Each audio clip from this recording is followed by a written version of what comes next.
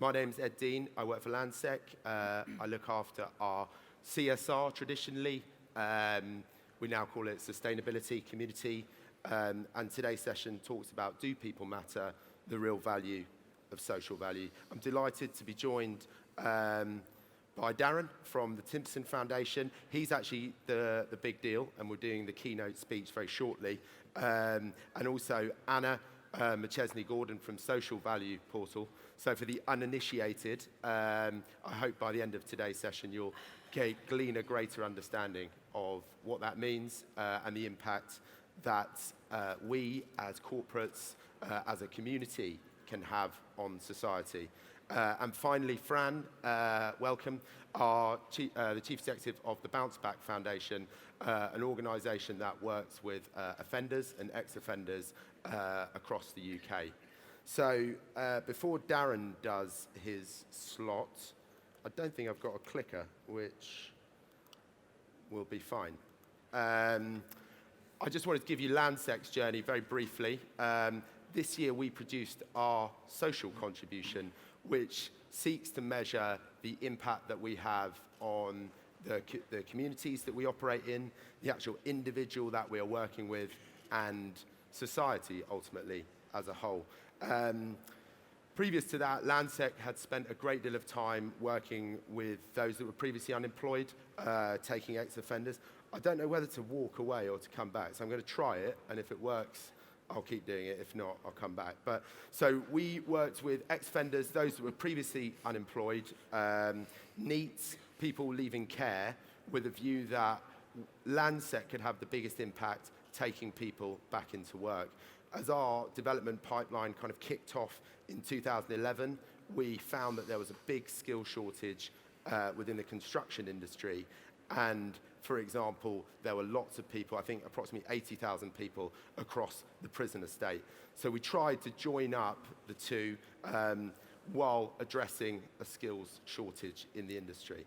So that's not working for me, so I'm going to go back, I think. But the key findings, I think, from the report, I hope are detailed here. Not having much luck. There we go. Just in terms of the social value that we created, we're able actually now to talk to local authorities, to talk to our internal colleagues, and more widely with our customers of the impact that we've created through our programs. So as you'll see, we run a community employment program which helps to support offenders back into work. And, oh, that's glided past that, so let's see if it goes back. Probably won't. We also run a charitable volunteering and education program. And all of the numbers up there, you'll be able to see some of the impact that we had in 2018. But the key takeaway from that is being able to kind of work out that within our employment program, that's where we're having the biggest impact. And because of that, that's where we should focus some of our effort. So I think that's probably, in a nutshell, what Landsec has done. Just to give you an idea of how our programs are cut, this actually is Dabs in the photo, who works for Fran for Bounce Back, and it's a really nice story that I'm sure she may be able to share. But our programs are effectively cut into four: community employment, volunteering, education, and charitable partnerships. That's how we seek to measure the programs that we operate. And that's what we do. And I think the last couple of slides, perhaps I'm gliding too fast. Great. So this just, I hope, is able to bring some of the impact to life of what we do. It's one of our education programs. This came from a teacher. And hopefully the last slide will come on. We'll talk a little bit about some of the other work we've done. But without further ado, I think Rory Stewart, who was the Prisons Minister last year, and when this went to print, is no longer the Prisons Minister. It's an incredible thing to give people a second chance to turn around their lives, and above all, to help them into employment for all that means for personal and family lives, and ultimately for society. So he said it a little bit more eloquently than me. I'm now delighted to welcome Darren to bring to life that story. I think the great work that Timpson does, he'll do it a lot more powerfully than me. And then we'll move into questions and a debate with Fran and Anna. So thank you.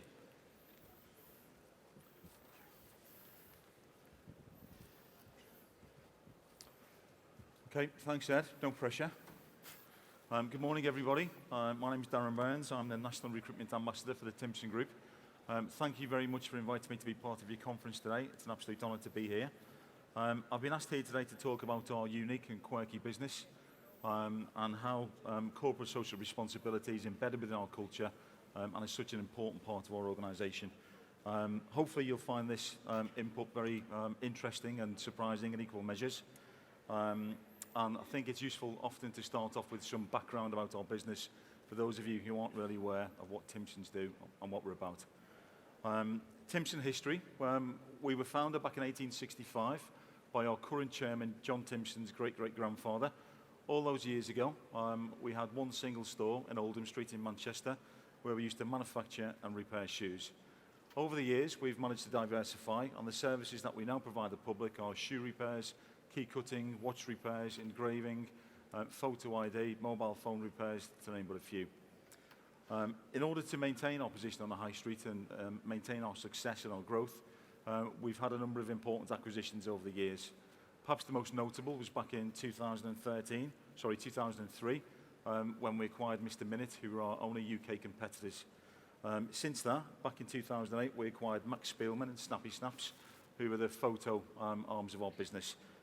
These guys focus on digital photo processing, digital gifts, mugs, mouse mats, canvases, that sort of thing. Back in 2015, we also acquired Morrison's Dry Cleaners, and more recently, we've acquired the Johnson's Dry Cleaning business. So, I'm not here to show off, but essentially, we're a pretty big business. We employ 6,500 colleagues. We've got 2,500 outlets. We've got the largest mobile locksmith business in the UK. We've recently opened in China. We're about to open in the States next year.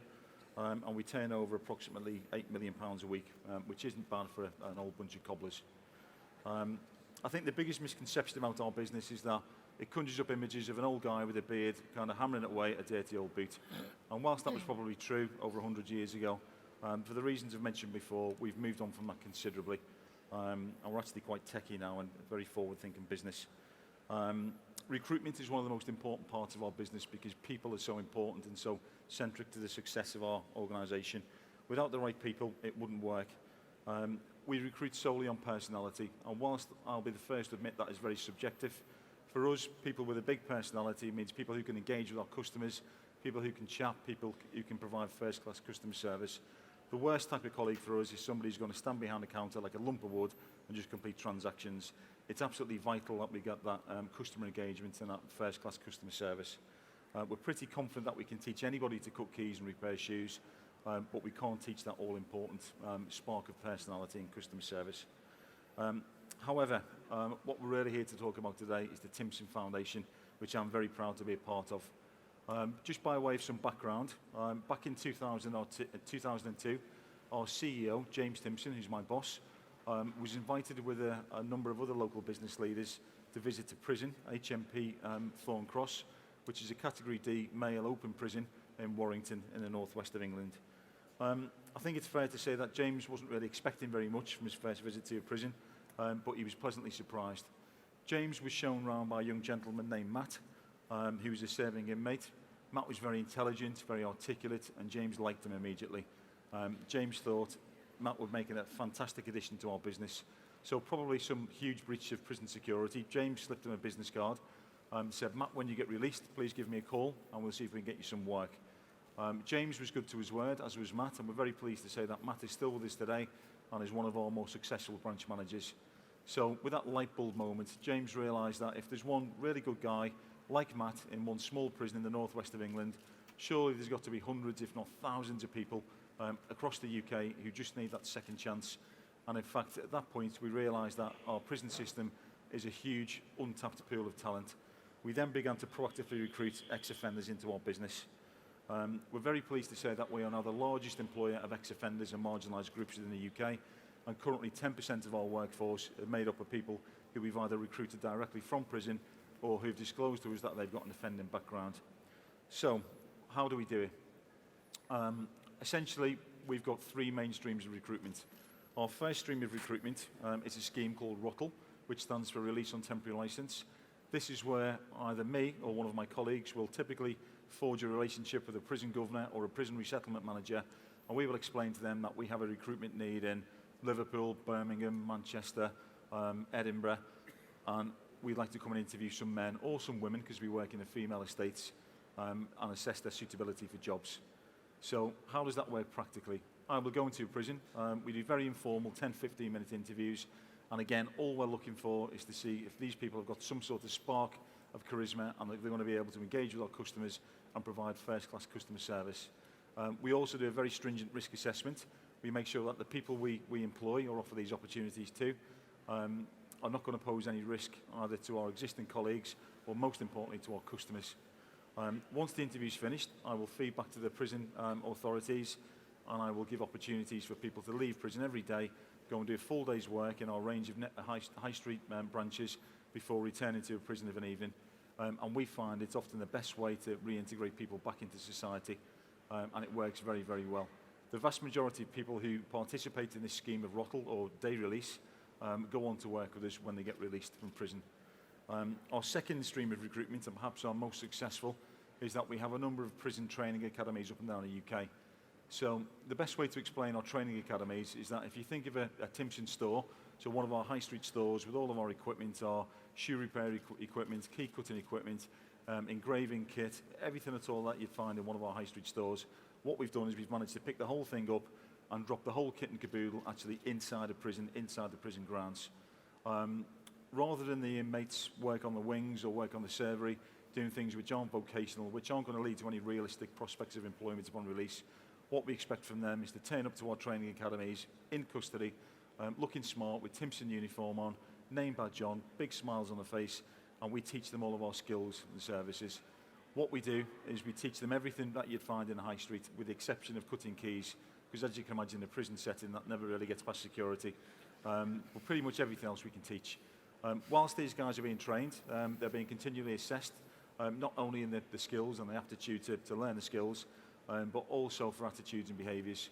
The successful candidates, when they finish this training, we meet them at the gate, we buy them a travel pass, we give them a uniform, and we put them to work. And again, it works very, very well and is an extremely credible stream of recruitment for us.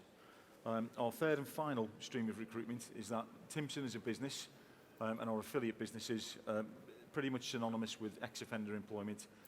Ex-offenders will regularly come to us through our normal channels, either through applying for our website or filling in a paper application form in one of our branches, and will disclose to us that they've got a criminal conviction. What we do is we sit down, we interview, we have full disclosure, we complete a dynamic risk assessment at the point of interview, and the ones that we feel we can take forward, we give them that opportunity, and it works very, very well.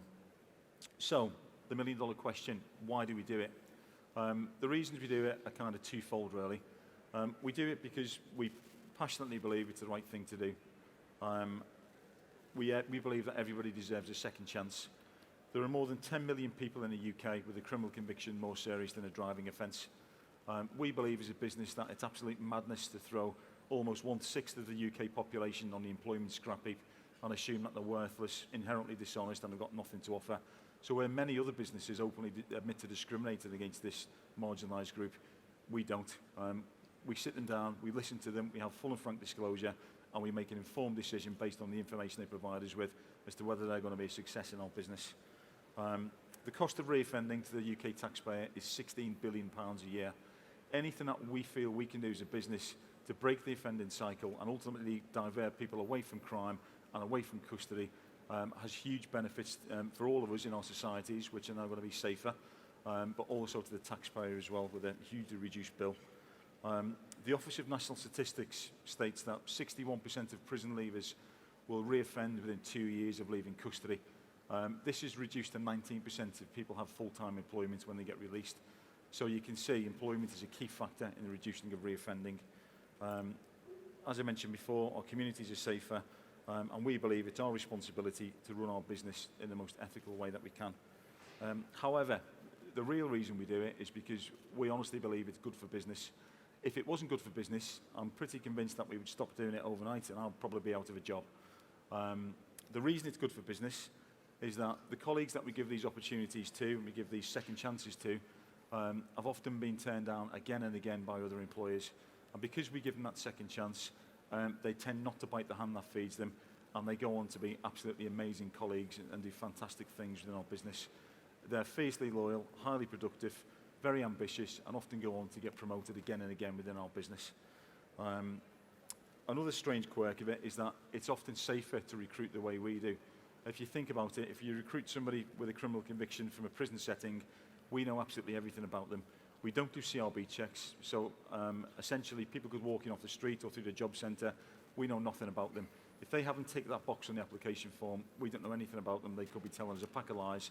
Whereas the people we recruit from prison, not only do we know why they've been in custody that time, but we know all about the previous offences if they've got any. So it's a much safer way of recruiting for us.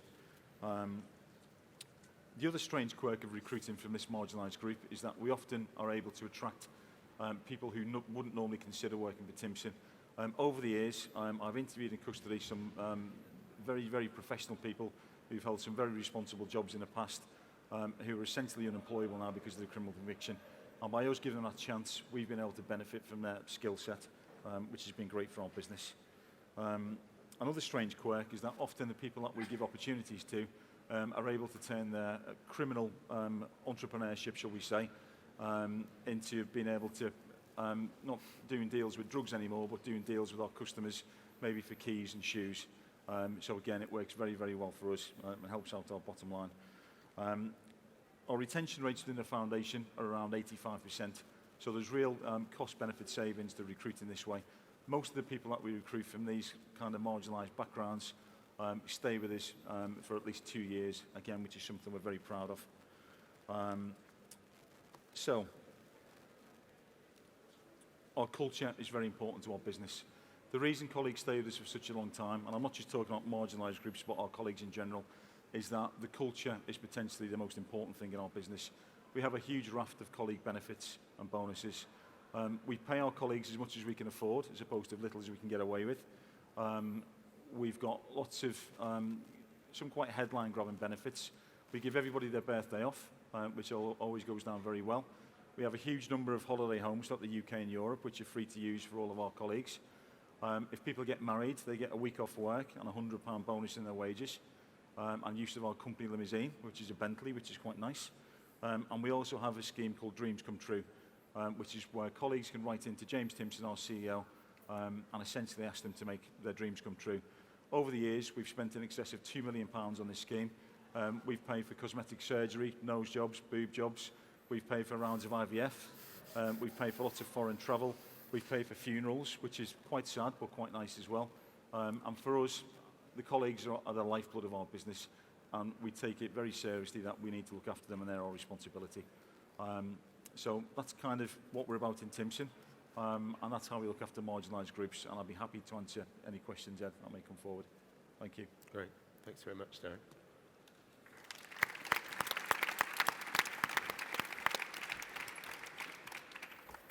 Wow. Well, amazing stuff of what Timpson are doing. I think what might be helpful now, Anna, good morning, is perhaps for the uninitiated in the room to perhaps tell a little bit about the work you do at Social Value, and maybe for some in the room, what is social value, if that's yeah. okay. No, good place to start. I think probably more than a few people are wondering what social value actually means.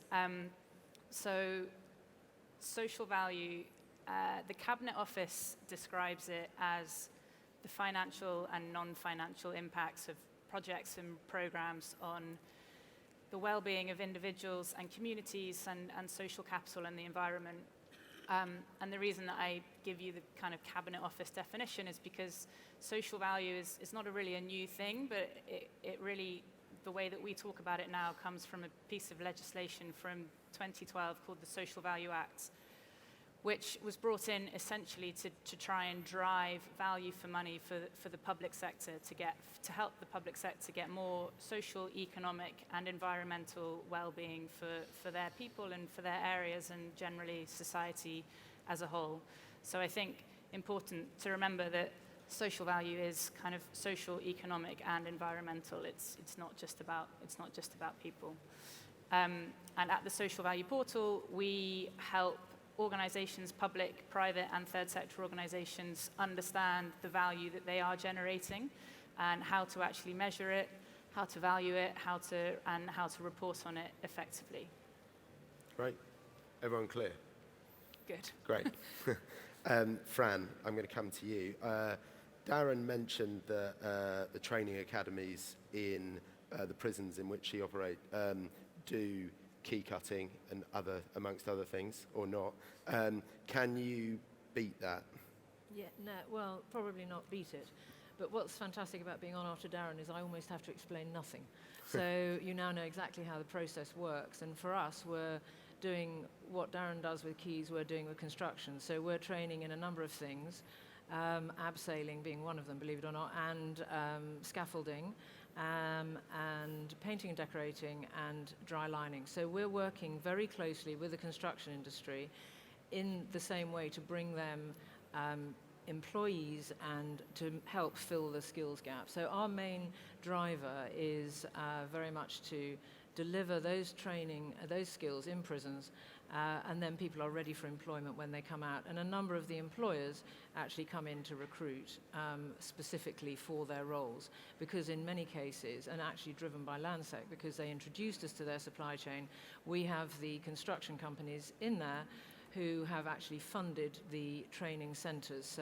So for example, scaffolding is funded by the scaffolding company, the dry lining is funded by the dry liners. So the aim is to get employees at the end of the process, and it's very much focused on jobs in exactly the same way that Darren was talking about, and the importance of getting good employees.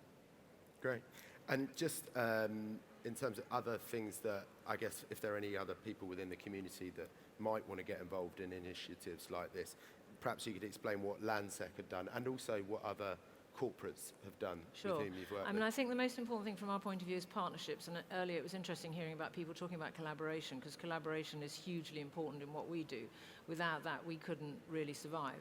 So the large organizations, corporates and construction companies are our partners. They're very much working with us to develop programs that will mean that we can support people and also get people into work with them or with us. I mean, we are an employer as well. We have our own painting and decorating business.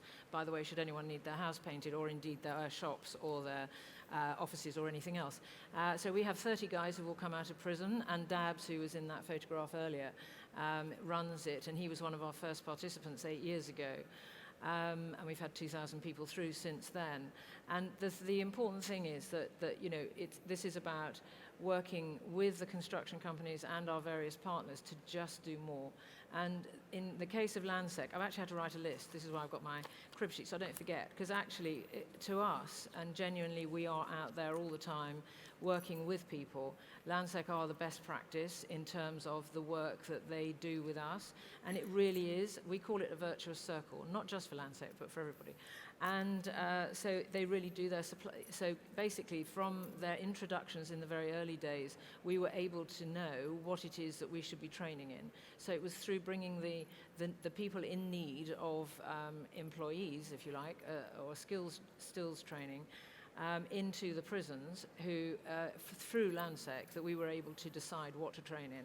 The next thing is that supply chain then not only gave us the kit in order to train, but they then employ the guys. So we have a kind of constant throughput and a perfect model from that point of view. They've supported us now. We now have an office space in a building that's due to be redeveloped shortly, and that's always been our business model. We pop up in spaces, so that means we can go to a number of different areas in London, and we're now in Leeds as well. So it means that we have a space, and we can also train in our space in the community. So we're actually continuing the training once people come out of prison, and in Victoria, which is where we are, should you ever want to come and visit. They've used our decorating services, of course, so painting and decorating in their buildings and their properties. And in addition, they volunteered with us. So it does continue. I mean, there's a lot of commitment in terms of the work that they've done. They volunteered with us. So their HR department has sent people to help write CVs for the guys in prison to enable them to get a much better start in terms of employability. And their various teams come in and help with employability. There is a financial support at a level which is fantastically useful, and we're also looking at the next stage of we're looking at digital technology and how we can move forward with the next, what's the future of construction going to look like, and how can we apply that in prisons, and what will that look like? So, and what is always often forgotten is that any partnership with any large organisation, actually large or small, because we work with organisations in our own sector as well, so we can do more, so things from drug rehabilitation, everything else.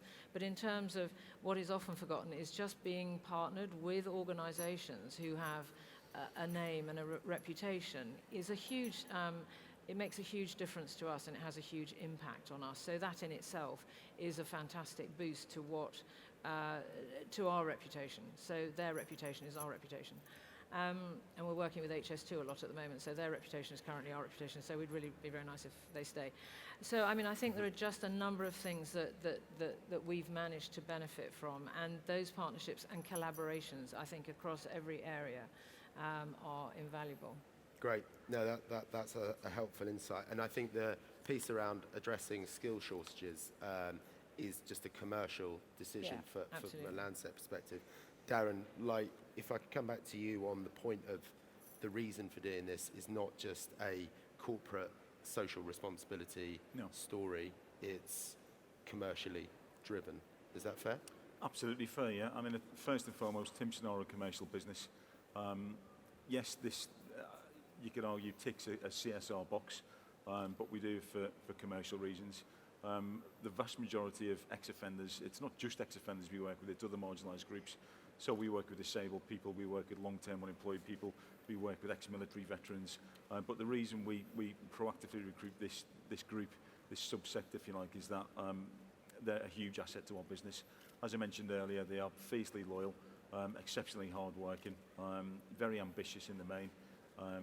And because we're recruiting from this diverse group, we get much more interest in people who can bring things to our business that other people from more usual streams maybe wouldn't be able to bring. So yeah, it's hugely beneficial to our business. Great.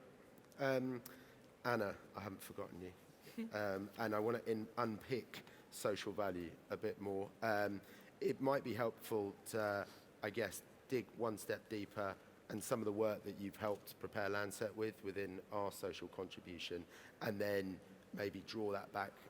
Revo themselves are doing some work around the wider social value within the industry. So perhaps, yeah, maybe start with what we've done at Landsec and how that may, work for other companies in the community. Yeah, so as I said before, at the Social Value Portal, we work with different types of organisations to help them understand the value that they are creating. And we worked with Landsec for about 6 months last year on the report that was up on the screen just before, just to understand, what really is happening in all of the shopping centres that we were looking at across the country. And through the partnerships that you have developed with organisations like Bounce Back and others, there are lots of other groups that you are looking to help, and the education programme that you're trying to get more young women interested in the property industry and things like that. I think it's really valuable, and you're doing it because you want to actually make a difference. And we just helped you unpick what was actually happening and how to actually measure it and report it and talk about it properly. And there are lots of other organisations, and within retail specifically, there are other investors and developers and owners who are now trying to think, how much value is this retail centre or outlet centre actually generating for the local area? So in organisations like Legal & General and UBS and Argent are really just trying to think, yes, we want a financial return, but we want to understand what we're doing for the local area, for the environment, and for the communities that we're in. So we're working on a kind of big piece of work at the moment just to try and understand how you can measure and put a value on the social, economic, and environmental initiatives and activities that are happening in different shopping centres and different types of assets. We look at industrial parks and leisure parks and offices as well. Just because when people know what is happening, then you can help them sort of set a plan and actually do a little bit more. there are so many organizations out there. I think, it's been mentioned a number of times already, but collaboration, really shouldn't be underestimated.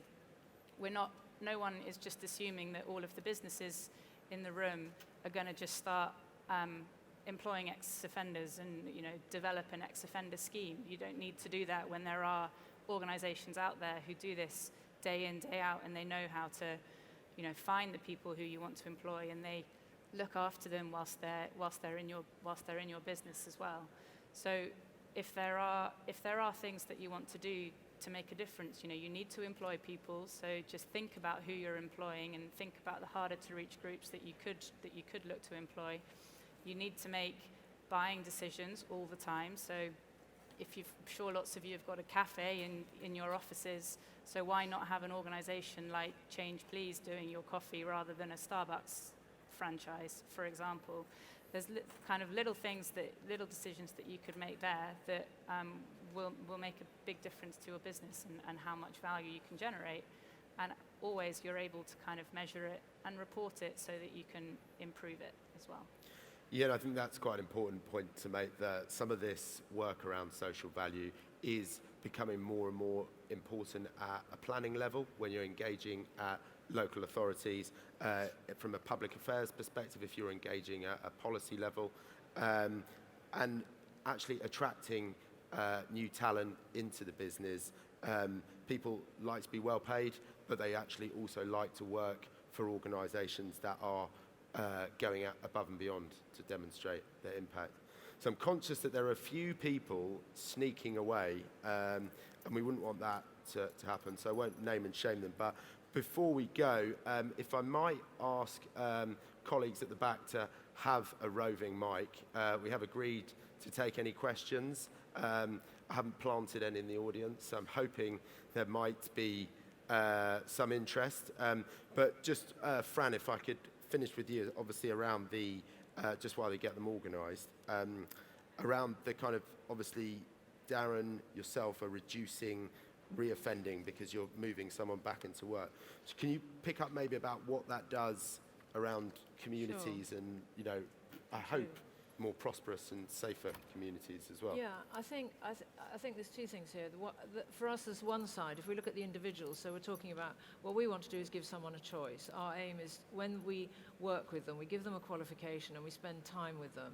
We're giving someone who may never have had an opportunity to do anything except go back to prison, to try and change their mindset. And I know Darren is doing exactly the same thing. For once, they have something to start to build on. So in terms of the individual's effect, that obviously leads out to what they then do when they get out. So instead of getting straight back into prison, we're giving them the choice to think very hard about the fact they could go to work. And when we've worked with them and they've spent some time getting qualifications, they have the confidence to do that. And I always say to employers who aren't terribly thrilled by this comment, but the fact that if they decide to move on after a year, that doesn't mean that they're irresponsible people. It means for the first time in their lives, they've actually gone, actually, I don't like this job very much. And they have an ability to understand what a job looks like. So what we're trying to do is give people a choice. But the most important thing is that the impact that has on communities, because then they don't go and reoffend. And that is incredibly important. And, the motivation just to give people for the first time an education and some training. They've also will have had basic numeracy and literary skills. When we work out that the average reading age of most of the people in prison is 11, and it's just, there is a massive task to be done to make people do things differently. And if we can do that, then obviously the fallout from that is incredibly important to you as retailers particularly. They're not coming and stealing from your shops, apart from anything else, at the most basic level. But what's really important is that people do not want to go back to prison. They have an immediate desire. They recognize they want to go back to their families. They want to be able to build a future for their families and their lives. And we're not just talking, and just very quickly, we're not just talking about ex-offenders, because we are talking, just like Darren, we also work now in a number of different areas. And I think it's very easy to think that this is all very worthy. It's like, oh Christ, we're going to have to get into this now because this is really important. It's not like that. It's very easy to actually just think slightly differently about where you recruit from or where you can make a bit of a difference. And things like volunteering, you know, most people have volunteering programs now, and it's very easy to come and just do something that really helps these people realize, or people realize, whether they're homelessness or they're ex-servicemen or whatever area they're coming from, because we need them. There is actually a genuine need for the people that we have and to use them as future employees. And I think it's just very important to start thinking differently. Great. Are there any questions in the room? Yes, we have a question. Hi, my name is Christine Mariam from the Developer Magazine. I wanted to know whether the prisoners are paid at the market rate, or what are the situations with salaries in terms of that, or any agreements that are made with the prisons around training and payment for training. Can I take that one? Please do. Yeah, we've currently got in excess of 150 people working out on day release or released on temporary license, and we pay them the same as our normal colleagues that come to us from more traditional streams. So the minute anyone sets foot in any of our branches, we pay them national living wage, plus bonus if they've got the requisite skill points. And that's something that's really important. Obviously, what we don't want to be done is we don't want to be kind of tarred with that slave labour brush. What we're not doing this for is to get cheap labour out working in our branches. We're all about giving people opportunities, training people, and being able to recruit well-rounded, balanced people into our business when they get released from custody. So the short answer is that we pay them the going rate, and often sometimes more. Great. How does that compare to the construction? Is there one more? Yeah, just how does that compare in construction? Is that the same in construction? It's exactly the same, yes. We pay the London living wage, and absolutely, as Darren said, it certainly isn't cheap labour, and it's really important as well, because when we do decorating jobs, it's really, when we're changing, because a lot of our time is spent changing perception of the fact that people think that because we are a team of ex-offenders that we're going to be cheaper. Sorry about that, everybody, we're not cheaper. But we are exactly the same. We're a subcontractor, we're a painting and decorating business, and we're not cheaper. And I think that's really important, that people don't think that people who are out of prison are going to be cheap labour. Great. Any more in the room? Okay, well, I think we're nearly there. Just a couple of final comments. From a Landsec perspective, I feel there's a real opportunity for business to do more in this area. Business, I think, now has more of a responsibility to demonstrate their impact in the communities in which we operate. Anna, any other closing thoughts from you? Sorry. No, I think, there is absolutely lots that business can do, but it doesn't all fall on business and the private sector. The public sector really need to drive a lot of this stuff, and they are more and more. Hopefully there's some local authorities in here, and the way that you procure services and go out to tender, you should really be making decisions based on the organisations that are coming to you that are going above and beyond. And if you're not asking the questions, then the private sector might not kind of add that to the forefront of their offer that they're making. So I think there's a lot for business to be doing, but obviously the public sector needs to be asking the questions and driving it forward as well. And Darren, any closing remarks? Yeah, I think we've spoken a lot about ex-offenders today, and the prison population is nearing 87,000 at the moment. I think it's important to make the distinction that we firmly as a business don't believe that everybody in custody is employment ready. We estimate that only probably 1/3 of the prison population are work ready, and that's because the remaining 2/3 have got lots of other complex needs and issues surrounding addiction, mental health, possibly homelessness. And this is where the third sector organisations and even public sector need to come in, address these issues first before they're presented with employers. So if there are any employees in the room who are considering engaging with ex-offenders, don't think that you're going to have to engage with some of the more prolific sort of hardcore offenders. There are lots of people in custody who are work ready, who just need that opportunity. And it's been a huge benefit to our business, and I couldn't recommend it highly enough. Well, that is a positive note. So, Fran, Anna, Darren, thank you very much. I hope you guys found it useful today, and I think we'll close out there. Thank you. Great.